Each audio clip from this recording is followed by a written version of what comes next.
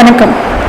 ஓம் விக்னேஸ்வராய நமக. குலதெய்வமான ஸ்ரீ பொன்னம்பல சுவாமி, ஸ்ரீ பொன்முத்து கற்பன சுவாமி, அங்காள பரமேஸ்வரி, பாப்பாத்தி அம்மன் துணையுடன் இந்த நாள் இனிய நாளாக அமைய அனைவரின் அவரவர் குலதெய்வம் காத்து அருள் பாலித்து பிரம்மாண்ட வெற்றி கொடுக்க வணங்குகின்றேன். இன்று பிறந்த நாள் மற்றும் திருநாள் காணும் அனைத்து சொந்தங்களுக்கும் என்னுடைய நல்வாழ்த்துக்கள். அனைவருக்கும் வணக்கம். இன்றைக்கு நம் பாடொலி அப்படின்னு பார்த்தீங்கன்னா குரு பெயர்ச்சி. இந்த குரு பெயர்ச்சி 2026ஆம் ஆண்டு எப்படி இருக்க போகுது? பொதுவா குரு பெயர்ச்சி அப்படின்னாலே எல்லாத்துக்கும் ஒரு ஆறுதல் கொடுக்க வேண்டிய விஷயம். எப்பவுமே பார்த்தீங்கன்னா பொதுவாக ஒரு புலம்பல் இருக்கு, எந்த பெயர்ச்சி வந்தாலும் எனக்கு மாற மாட்டேங்குது அப்படின்னு. அந்த மாதிரி குரு பெயர்ச்சி வந்தா மாறுமா அப்படிங்கிற சில விஷயங்களை நான் இன்னைக்கு சொல்றேன். வீடியோவை முழுக்க பாருங்க. சப்ஸ்கிரைப் பண்ணாம இருந்தீங்கன்னா சப்ஸ்கிரைப் பண்ணுங்க, சப்போர்ட் பண்ணுங்க. குரு பெயர்ச்சின்னு சொல்லும் போது முதல்ல நம்ம தெரிஞ்சுக்கிறது, ஜூன் 2ஆம் தேதி குரு பெயர்ச்சி நடக்குது.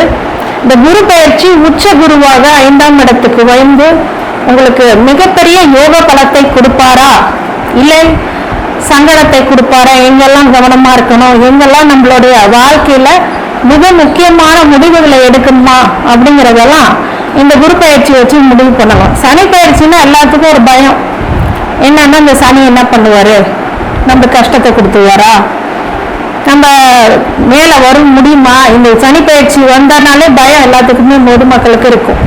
ஆனா குரு பயிற்சி வந்தா எல்லாத்துக்கும் ஒரு சந்தோஷம் இருக்கு, குரு வந்து காப்பாத்திடுவாரு, இப்படி அதான் உண்மை. ஆனாலும் குரு பயிற்சி எல்லாத்துக்கும் நல்லது பண்ணுமா, சனி பயிற்சி எல்லாத்துக்கும் கெடுதல் பண்ணுமானா கிடையாது.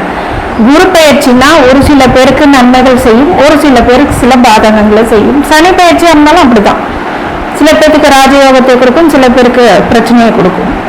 அப்ப இந்த குரு பயிற்சி உச்ச குருவாக 12 ஆண்டுக்கு ஒரு முறை வரும்போது உச்சத்தை தொடக்கூடிய ஒரு நிலையை உருவாக்குவார் அப்படிங்கிறது தான் உண்மையான விஷயம்.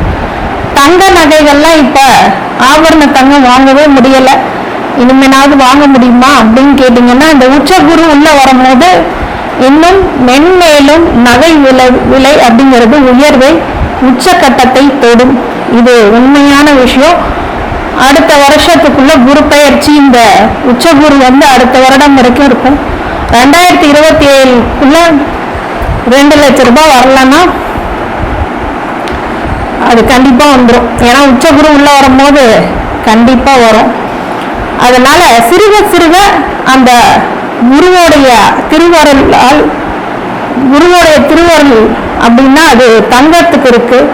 ஒரு சின்ன சின்ன வெள்ளியை வாங்கி அப்புறம் தங்கத்தை வாங்குங்க, அதுவும் உங்களுக்கு சேவிங்ஸா இருக்கும், உங்க வாழ்க்கைக்கு அது முக்கியமானதா இருக்கும்னு சொல்லி அந்த குரு அருளும் கிடைக்கும். குருக்கு ரொம்ப பிடிச்சது தங்க நகைகள், தங்க விஷயங்கள். அந்த தங்கம் ஒரு போட்டு தங்கனாலும் நம்ம வீட்டில் வச்சுக்கணும், இல்லை பெண்கள் வந்து தங்கத்தை அணியணும்.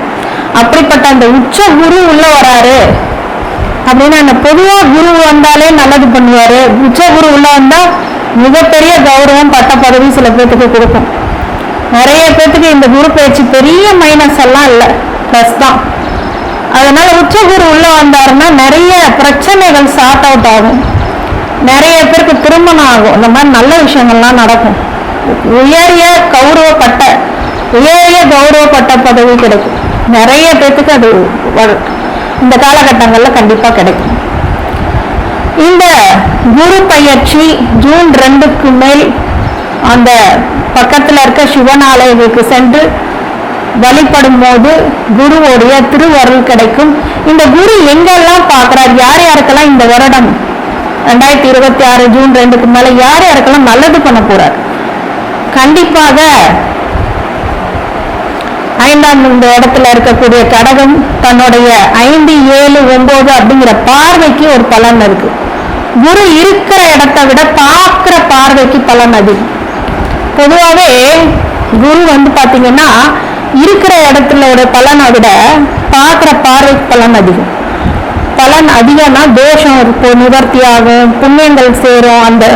அந்த கட்டம் வந்து மிகப்பெரிய உயர்வை கொடுக்கும், நன்மை செய்யும். தீமை செய்யலாம், நன்மை அதிக அளவுல செய்யும். அப்படிங்கும் போது இந்த குரு பெயர்ச்சி அப்படிங்கிறது தன்னுடைய பார்வை மூலமாக விருச்சகத்தையும் மகரத்தையும் மீனத்தையும் பார்க்கிறார். 5, 7, 9 அப்படிங்கிற பார்வையில பார்க்கிறார். அப்படிங்கும் போது இந்த 3 ராசிகளுக்கு மிகப்பெரிய யோக பலன்கள் அப்படிங்கிறது கண்டிப்பா காத்திருக்கு. டாப் மோஸ்ட் அந்த 3 மெம்பர்ஸ். சரி, அதுக்கப்புறம் யார் யாருக்கெல்லாம் நல்லா இருக்க போகுது அப்படிங்கிறது வரக்கூடிய பதிவுல பார்க்க. மிதுன ராசிக்காரங்க பொதுவா இந்த காலகட்டம் அப்படிங்கிறது எப்படி இருக்க போகுது, குரு பயிற்சி அப்படின்னு எல்லாம் அவளா காத்துட்டு இருப்பீங்க. இந்த 2026 குரு பயிற்சி அப்படின்றது போன வருடங்கள்ல மிதுன ராசிக்காரங்க ஜென்மத்துல குரு இருந்து படாத பாடுபட்டிருப்பாங்க. இப்ப உச்ச குரு உள்ள வந்து 2ஆம் இடத்துக்கு வராரு. உங்களுக்கு முதல்ல ஜென்ம குருன்றது ஒரு வனவாசம் அப்படின்னு சொல்லுவாங்க. வனவாசம்னா என்ன அப்படின்னா ஒரு காட்டுக்கு போன எஃபெக்ட் அப்படி இருக்கும். அவ்வளவு தொந்தரவு, மன அழுத்தம், மன குமுறல், ராஜ வாழ்க்கை வாழ்ந்துட்டு இருந்தேன், இந்த 1 வருஷமா பயங்கர பிரச்சனை, மன அழுத்தம், மன பிரச்சனை, இதெல்லாம் மிதுன ராசிக்கு கொடுத்துருக்கோம். குரு வந்து ராசியிலே உட்கார்ந்துருக்கும் போது சில மன கஷ்டங்களை கொடுப்பார். ஜென்ம குரு வனவாசம்னு சொல்லுவாங்க. அந்த வனவாசத்துல இருந்து இப்ப 2ஆம் இடத்து குரு உங்களுக்கு மிகப்பெரிய யோகத்தை கொடுக்க காத்திருக்கு அப்படிதான் சொல்லணும். இப்போ உடனே குரு பயிற்சி அப்படிங்கும் போது உங்களுக்கு பொதுவா குரு வந்து நல்லது பண்ணுவார். அப்ப 2ஆம் இடத்து குரு நல்லது பண்ணுவாரா? லக்னத்துல உட்கார்ந்து ராசியில உட்கார்ந்து உங்களை படாது பாடுபடுத்தினவரு இப்ப 2ல குரு வந்து உட்கார்ந்து பொருளாதாரத்தை அள்ளி கொடுக்க போறார். மறுதான குடும்ப வாக்கு அதுக்கு வராரு. அப்படிங்கும் போது கண்டிப்பாக இந்த காலகட்டம் பண வரவுக்கு பஞ்சம் இருக்காது. எந்த வழியிலாவது பணம் கண்டிப்பா வரும். நிறைய பண வரவு, ப்ரொமோஷன்ஸ், இன்சென்டிவ்ஸ் எல்லாமே கிடைக்கும். சரி, தன பிராப்தம்னா தொழில் பண்ணிட்டு இருக்கும். பிசினஸ் எப்படி இருக்கும்? பிசினஸ் சூப்பரா இருக்கும். இந்த காலகட்டம் நல்லா பண வரவு வர்றதுனால பிசினஸ் நல்லா இருந்தாலும் தனம் வரும், பணம் வரும். அது மாதிரி இந்த காலகட்டம் பணம் வரும். அதே மாதிரி குடும்பத்துல இது நாள் வரைக்கும் சண்டை சச்சரவா இருக்குங்க, பிரச்சனையா இருக்குங்கன்னா இப்ப சரியாகி குடும்பத்துல நிம்மதியும் மகிழ்ச்சியும் கண்டிப்பாக கடவுளுடைய புண்ணியத்துல கண்டிப்பா இருக்கும். மிதுன ராசிக்காரங்க குடும்பத்தை பத்தி இனிமே நினைக்கவே தேவை, அந்த அளவுக்கு மாறப்போகுது, சந்தோஷமா மாறப்போகுது. அதே மாதிரி உங்களுடைய வாக்குஸ்தானத்தையும் வராரு. அப்படிங்கும் போது கண்டிப்பாக இந்த காலகட்டங்கள் உங்களுடைய பேச்சுக்கு ரொம்ப மரியாதை இருக்கும், செல்வாக்கு இருக்கும்.